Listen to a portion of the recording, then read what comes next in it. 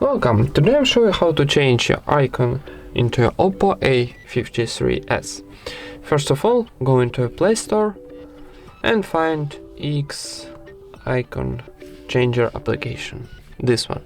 Need downloading and installing. I'm already installed this, so click open. Wait a second for loading first. And now you choose your application for change your icon, so maybe it's YouTube. Okay, and now need to choose your icon, maybe for example library, maybe okay, this one will be okay. And then when you choose your icon, in the top right corner click OK. Wait a second for generate your icon.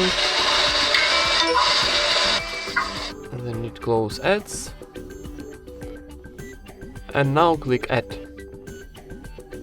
And now in our home screen we got new icon of our YouTube. And that's it. Thank you for watching, leave thumbs ups and subscribe to our channel.